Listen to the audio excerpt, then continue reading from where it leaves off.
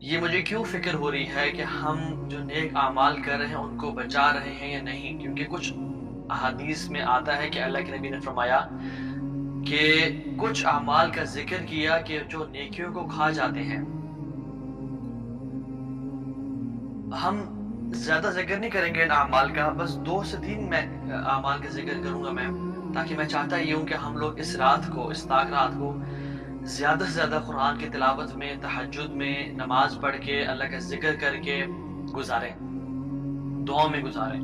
Definitely علم حاصل کرنا بہت بڑی عبادت ہے، لیکن آئی ریلی وانٹ کہ اس رات میں ہم زیادہ سے زیادہ علم سیکھیں، تاکہ میں انشاءاللہ اس سیشن کو شارٹ رکھوں گا۔ تو کچھ اعمال ہوتے ہیں نیک اعمال جو کہ گناہوں کو کھا جاتے ہیں، اور کچھ گناہ ہوتے ہیں جو نیک اعمال کو کھا جاتے ہیں۔ اللہ کے نبی نے فرمایا وَأَتْبِعْ السَّيِّئَةَ الْحَسَنَةَ تَمْحُوهَا، گناہ کرنے کے بعد نیکی کرو، always follow your sin by a good deed، تَمْحُوهَا، وہ اس کو مٹا دے گا، نیک عمل گناہ کو مٹا دے گا۔ تو جب بھی ہم سے گناہ ہوتا ہے، ہم پھسل جائیں، تو ہمیں کیا کرنا چاہیے؟ سب سے پہلے جو نیک عمل کرنا چاہیے وہ توبہ استغفار کرنی چاہیے، اور اس کے بعد اگر ہم کچھ مزید کرنا چاہیں تو وضو کر کے اچھی طرح سے 2 رکعتیں پڑھنی چاہیے۔ اللہ تعالیٰ انشاءاللہ سارے گناہوں کو مٹا دیں گے، اور ایسی 2 رکعتیں جس میں انسان اپنے نفس سے بات نہ کر رہا ہو، بلکہ اس کا فوکس صرف اللہ تعالیٰ کی ذات پہ ہو، اور وہ اپنے رب کو راضی کرنے میں لگا ہو، وہ اپنے نفس سے یعنی اس کو خیالات نہ آ رہے ہوں۔ حدیث میں آتا ہے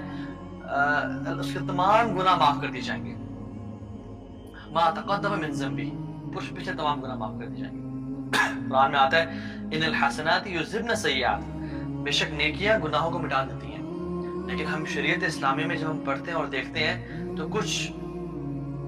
گناہ ایسے ہیں جو کہ نیکیوں کو مٹا دیتے ہیں۔ ان میں سے میں صرف 2-3 کا ذکر کروں گا اور اس کو ڈیٹیل میں ایکسپلین کروں گا انشاءاللہ تعالیٰ،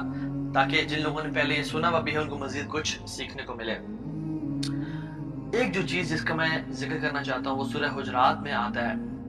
اللہ تعالیٰ اس سورت کو شروع کرتے ہیں اور دوسری آیت میں فرماتے ہیں یا ایھا الذین آمنوا لا ترفعوا اصواتکم فوق صوت النبی، اے لوگوں جو ایمان لائے ہو، لا ترفعوا اصواتکم فوق صوت النبی، اپنی آوازوں کو نبی کی آواز سے اونچا مت کرنا، اپنی وائس ایکو کو نبی کی آواز سے اونچا مت کرنا۔ ولا تجہروا لہ بالقول کجہر بعضکم لبعض، اور ان کو اس طرح مت پکارنا جس طرح تم باقی لوگوں کو پکارتے ہو، ان تحبط اعمالکم وانتم لا تشعرون، کہیں تمہارے تمام اعمال برباد نہ کر دیے جائیں اور تمہیں اس چیز کا علم بھی نہ ہو۔ اور پھر فرمایا تیسری نمبر آیت میں، اللہ اکبر، اور یہ جو آیت ہے نا یہ پتہ کہاں لکھی ہوئی ہے؟ اگر آپ مسجد نبی جائیں اور روضہ رسول کے سامنے سے گزریں تو بالکل اللہ کے نبی صلی اللہ علیہ وسلم کا جہاں پہ نام مینشن ہے نا، اللہ کے نبی صلی اللہ علیہ وسلم کی قبر مبارک کے بالکل سامنے جب آپ کھڑے ہوتے ہیں تو آپ لیفٹ سائڈ پہ دیکھتے ہیں تو یہ آیت وہاں پہ لکھی ہوئی ہے، ان الذین یغضون اصواتهم عند رسول اللہ، جو لوگ اپنی آوازوں کو پست رکھتے ہیں اللہ کے نبی صلی اللہ علیہ وسلم کے سامنے، اپنی آوازوں کو دبا کے رکھتے ہیں، اولئک الذین امتحن اللہ قلوبهم للتقوی، ان لوگوں کے دلوں کو اللہ تعالیٰ نے تقوی سے ٹیسٹ کر لیا ہے، ان کے دلوں میں تقوی بھرا ہوا ہے۔ اولئک الذین امتحن اللہ بالتقوی قلوبهم بالتقوی، ان کے دلوں کو اللہ تعالیٰ نے جانچ لیا ہے تقوی سے، لہم مغفرۃ واجر عظیم، ان کے لیے معافی ہے، مغفرت اور بہت بڑا اجر ہے۔ نہ ہوا کیا کہ صحابہ کے دور میں کچھ لوگ، کچھ منافقین ایسے تھے، کچھ کفار ایسے تھے جو کہ اسلام کا لبادہ اوڑھے ہوئے تھے، اور وہ تھے اسلام میں نہیں، بلکہ ان کی پلاننگ تھی کہ ہم ایک دن اسلام میں جائیں گے اور پھر دیکھیں گے یہ اسلام کیسا ہے، اور پھر نکل جائیں گے تاکہ جو صحابہ ہیں، جو اصل مومنین ہیں، ان کو شک و شبہ ہو جائے۔ اور کچھ لوگ ڈیفینیٹلی منافقین بھی تھے جن کے نام اللہ کے رسول صلی اللہ علیہ وسلم نے اپنے صحابی کو حذیفہ بن یمان کو بتا دیے تھے، جو کہ صاحب سیری رسول اللہ صلی اللہ علیہ وسلم ہیں، جو کہ اللہ کے نبی کے رازدان ہیں، سیکرٹ کیپر ہیں آف دا پروفٹ صلی اللہ علیہ وسلم۔ تو ان کا ہمیں پتہ ہے کون تھے وہ لوگ، اور ان کا عبداللہ بن ابی تھا اور بہت سارے لوگ تھے۔ یہ لوگ کیا کرتے تھے؟ یہ اللہ کے نبی صلی اللہ علیہ وسلم کو اونچی آوازوں سے پکارتے تھے، ٹھیک ہے، اور جیسے ہم آپس میں بلاتے ہیں کسی لوگوں کو، وہ اس طرح سے اللہ کے نبی کو پکارتے تھے۔ تو اللہ رب العالمین کو یہ بات بالکل پسند نہیں آئی، اور انہوں نے منع کر دیا کہ جو لوگ لا ترفعوا اصواتکم فوق صوت النبی، अपनी आवाज को ऊंचा मत करो अल्लाह के नबी की आवाज से, और उनको इस तरह मत पुकारो जिस तरह एक दूसरे को पुकारते हो, तुम्हारे अमाल बर्बाद हो जाएंगे अगर तुम ऐसा करोगे तो। अब जब ये हुआ तो दिन के दिल में ईमान था। सहाबा, उमर बिन खत्ताब और बाकी सहाबा जिनकी नेचुरल वॉइस एको थी, उनमें से एक साहबी तो घर बैठ गए। वो घर बैठ के वो अल्लाह के नबी सल्लल्लाहु अलैहि वसल्लम के सामने आते ही नहीं थे, और उन्हें मस्जिद कुछ दिन तक नहीं आए। और रसूलुल्लाह सल्लल्लाहु अलैहि वसल्लम अपने सहाबा का बड़ा ख्याल रखने वाले थे, उनको नोटिस करते थे कि आपके सहाबा किधर हैं। तो जब एब्सेंस फील हुई उन सहाबी की, तो कहा कि वो कहाँ है, उनको बुला के आओ। तो देखो मस्जिद क्यों नहीं आ रहे वो। तो जब सहाबा गए और कहा कि आप क्यों नहीं मस्जिद आ रहे, तो उन्होंने कहा कि मेरी आवाज नेचुरली ऊंची है। आप जिंदगी में कुछ लोगों से मिले होंगे, जब वो बोलते हैं तो उनकी आवाज बहुत ऊंची होती है नेचुरली, ठीक है, वो ऊंचा बोलना नहीं चाहता, लेकिन उनकी आवाज का जो नेचुरल जो वॉइस एको है, ये जो पिच है, वो बहुत ऊंची होती है। तो मैं इसलिए नहीं आता क्योंकि अल्लाह के नबी सल्लल्लाहु अलैहि वसल्लम मेरे सामने हो सकते हैं, और मुझे डर लगता है मेरी आवाज ऊंची ना हो जाए, मेरे तमाम अमाल बर्बाद ना हो जाए। तो अल्लाह के नबी को जब साहबा ने आके बताया सल्लल्लाहु अलैहि वसल्लम, तो रसूलुल्लाह सल्लल्लाहु अलैहि वसल्लम ने फरमाया कि आप उनको बताओ कि वो उन लोगों में से नहीं है, और उनको बुला रही है। उमर बिन खत्ताब रज़ियल्लाहु ताला अन्हु के बारे में आता है कि उमर बिन खत्ताब क्या किया करते थे कि अल्लाह के नबी सल्लल्लाहु अलैहि वसल्लम के सामने इतनी पस्त आवाज में बोलते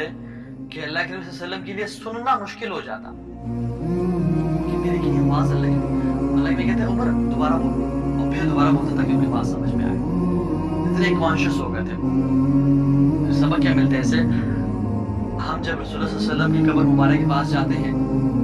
तो ऊंची आवाज में ना बोले, ऊंची आवाज में जो है ना पुकारे, किसी से बात ना करें। मैंने तो अयाज़ु बिल्लाह लोगों को वहां पे लड़ते हुए देखा, मैंने काबा में बैतुल्लाह के सामने लोगों को एक दूसरे की गर्दन और गिरबान पकड़ते हुए देखा।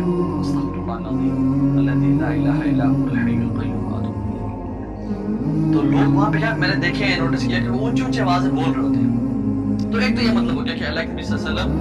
वसल्लम के सामने ऊंचा ना बोलो, तो सहाबा के लिए था। अब अल्लाह के नबी चले गए तो हमारे लिए क्या है कि हम जब मस्जिद नबी जाएं तो ऊंची आवाज में बात ना करें, या अल्लाह के नबी के सामने हो तो ऊंचा ना बोले। लेकिन आज जो आज के मुसलमान, हमारे लिए इन आयात में क्या सबक और क्या लेसन। इन आयात की तफसीर में ये बात भी शामिल है, और ये हमारे लिए आज जो पाकिस्तान, इंडिया, बांग्लादेश और मुसलमान पूरी दुनिया में रह रहे हैं, ये आयात खोल के लोगों को बता रही है कि अपने ओपिनियन को भी रसूलुल्लाह सल्लल्लाहु अलैहि वसल्लम के ओपिनियन से प्रेफर कभी मत करना। ला तरफउ अस्वातकुम फौका सौतिन नबी, अपनी आवाज को अल्लाह के नबी की आवाज से। कभी कभी क्या होता है कि इंसान बोल तो आहिस्ता आवाज में रहा होता है, लेकिन वो शो ये कर रहा होता है कि आप जो कह रहे हैं ना, मुझे पता है आप सही बात नहीं कह रहे। जैसे जो औलाद नाफरमान होती है, और ऊंची आवाज में चीखी नहीं है, लेकिन वो वालिदैन क्या बोलती है कि बस मुझे पता है, आप मुझे ज़्यादा सिखाएं, आप पुराने ज़माने के लोग हैं, मुझे लगता है। अब ये क्या मतलब है, ये अपने ओपिनियन को प्रेफर करना उनके ओपिनियन। अल्लाह ताला मोमिनीन से चाहते हैं कि do not prefer your opinions over the opinion of रसूलुल्लाह सल्लल्लाहु अलैहि वसल्लम। अपने मामलात को, अपनी ख्वाहिशात को उनके ओपिनियन के ऊपर मत रखना। इन शॉर्ट वो क्या कह रहे हैं, अपनी ख्वाहिशात नफ्स को हमेशा दबा के रखना, जो अल्लाह के नबी ने कह दिया उसके ताबे